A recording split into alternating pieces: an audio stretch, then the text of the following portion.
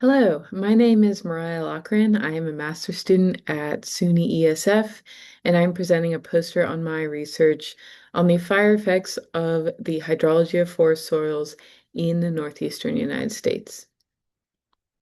Fire in the Northeast is not a popular topic of conversation. More likely, you're going to hear about precipitation changes in the Northeast.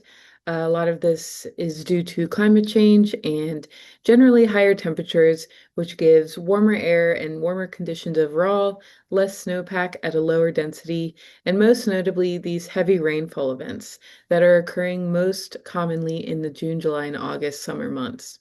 We can see in this graph on the left that the mean amount of rain the Northeast is experiencing is increasing, with the median amount of rain actually staying the same, which points to the graph on the right that indicates that rain events in the 95th percentile have been increasing, as you can see in the line in black.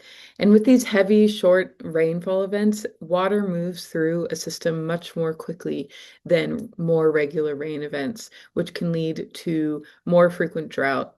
And the combination of all of these climatic factors have been fed into a model that says or predicts that the Northeast is going to experience 100 to 125% more frequent fires in the next 100 years. And so the areas that will be subject to dealing with these more frequent high rain events as well as these fires are our forests. And there are conversations surrounding changing forest dynamics in the Northeast. If we break down general species categories into pyrophytic, which is more oak hickory, light-loving, fire-inviting species, and pyrophobic, which is your more mesic, maple birch, shade-loving species. We can see in this diagram from Vanderyacht et al. That argues that a current, oak, hickory, pyrophytic, pyrophobic, kind of equally comboed forest system that we see has an incoming generation of more pyrophytic mesic species. And with passive management, we're more likely to perpetuate this asbestos paradigm, where the next generation of forests is going to be primarily this moist shade-loving mesic species composition, so that when we have these more frequent fire events, we are going to get a more degraded forest in the end. Whereas if maybe we make an effort to make more active management decisions, either with fire surrogates, or other disturbance mechanisms, we may be able to balance the forest dynamics a little bit, reverse mesification. And so when we do have these future fire events, we could get a more resilient forest.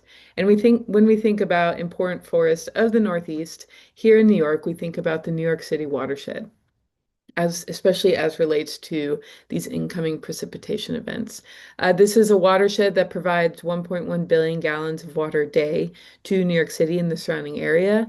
The west of the Hudson watershed is 80% forested and is subject to this filtration avoidance determination, which means that with best management practices, the water that comes from these watersheds do not need to be filtered for turbidity and other materials with proper management, as opposed to the Croton watershed, which provides 10% of this water, is 80% suburban cover, and as of 2015 has had to be filtered before being sent out to the public at a cost of $3 billion for the filtration plant. This is opposed to the $100 million spent per year on the west of the Hudson system, which goes towards agriculture, best management practices, wastewater infrastructure, and the like. And if there is a need to build a filtration plant for this side of the system, it would cost somewhere in the $10 billion range to construct, with the same cost annually to maintain.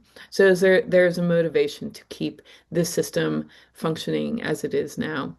And when we speak about fire in the system, we saw that in the fall of 2024, there was in fact a fire at the southern end of this side of the watershed, which leads us to our study design and methods, where we took In 18 intact soil cores from a model forest in the New York City watershed. We did hydrological testing pre and post burns, and we attached the cores to a fire table where we subjected them to burning under three litter treatments, a pyrophobic treatment, a pyrophytic treatment, and a mix of the two, which is a little bit more of what we see in a modern successional forest.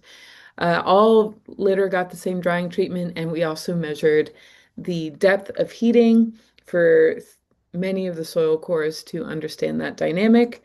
You can see that we got a series of results that essentially told us that fire does reduce hydraulic conductivity, but that fuel matters. So if you're curious about what we found, please visit me at my poster. Thank you.